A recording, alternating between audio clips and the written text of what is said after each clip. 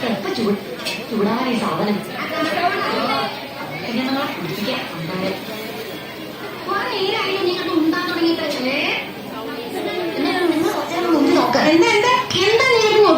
ആവണു. ഇപ്പൊ ശരിയാക്കി തരാം. ഈ കാപ്പി എന്ന് പറഞ്ഞതാണ് കാപ്പിയല്ലല്ലോ. തുളസി, കർപ്പൂരവും കടലാവണക്കും അങ്ങനെ ഐറ്റങ്ങൾ പലതരം കഷായം തന്നല്ലേ. അപ്പൊ പിന്നെ ദേശം സമയം പിടിക്കില്ലേ കാപ്പിയായി. പിന്നെ പുളിമുള്ളിലേക്ക് ചൂടുവെള്ളം നീ ഇവിടെ എടുക്കാം. ഇന്നലെ നീ എന്തെല്ലാം ഉണ്ടാ പപ്പടം കാച്ചത്? വെറുതെ മോളിലോട്ട് ഇങ്ങനെ അങ്ങോട്ട് വരികയാണ്. കാപ്പി നോക്കുന്നത് അസല വെളിച്ചെണ്ണയാ ചക്കിലാട്ടിയത്. എന്നാ എണ്ണയ്ക്ക് എന്തോ കുഴപ്പമുണ്ട്. പാറോമത്തിന് എന്തെണ്ണ ചിരിക്കുക? കൈപ്പാത്രയിൽ വന്നത് എല്ലാം നെറ്റി എന്തോ ദോഷം പറഞ്ഞൂലോ. ദോഷമുള്ളത് കൊണ്ട് തന്നെ പറയണം. കണ്ടത് പറഞ്ഞ കഞ്ഞില്ല കൊണ്ടണ്ണിയമ്മ ടീച്ചറേ. ഞാനൊന്നും പറഞ്ഞില്ലേ. ദോഷമില്ല. അപ്പൊ ഏകാദശിയായിട്ട് രാവിലെ കാപ്പിയും പലഹാരം തട്ടിയിട്ടാ തൊടാൻ പോണത്? എനിക്ക് തിന്നാനല്ല, നിന്റെ കാര്യം ഭഗവാൻ നല്ല നിൽക്കുന്നുണ്ട്. എനിക്ക് 2 ദോശ താടിയമാണ്. ഈ കാര്യമായിട്ട് വരയ്ക്ക് നിൽക്കാൻ എന്നെ കൊണ്ട് പറ്റില്ല.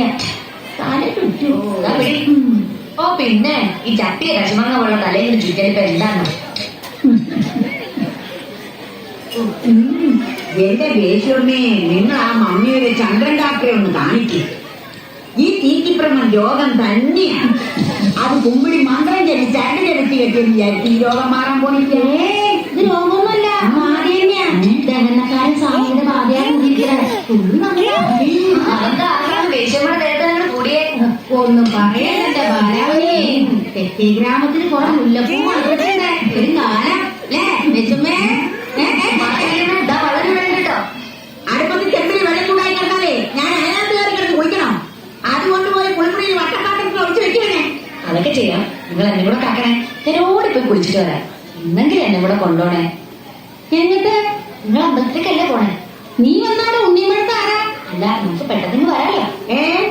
പെട്ടെന്നൊന്നും വരവ് നടക്കില്ല. ഇപ്പൊ തന്നെ വരി ഞാൻ നടക്കിയിട്ടുണ്ടാവും. വേണ്ട വേണ്ട, നീ വരണ്ട. അപ്പൊ പിന്നെ ഊണ് കാലാവും വൈകും. നീ ആ വെള്ളത്തെണ്ണം കൊണ്ടെടുത്ത് വെക്കേ. എന്നാ പാവട്ടെ നോക്കി ഈ നെല്ലോക്ക് നമുക്ക് തൊട്ടാലോ. കത്തേനി ചൂലും വെള്ളത്തോട്ട് വന്നു. കത്തേനി വാലടയ്ക്കും. ഇവിടെ പറഞ്ഞാൽ വെള്ളം ഉണ്ടാവോ? പോയി തീ പിടിച്ചു. ഈ വെള്ളം പിടിക്കോ? പോയി വെള്ളത്തോട്ട് വരിക.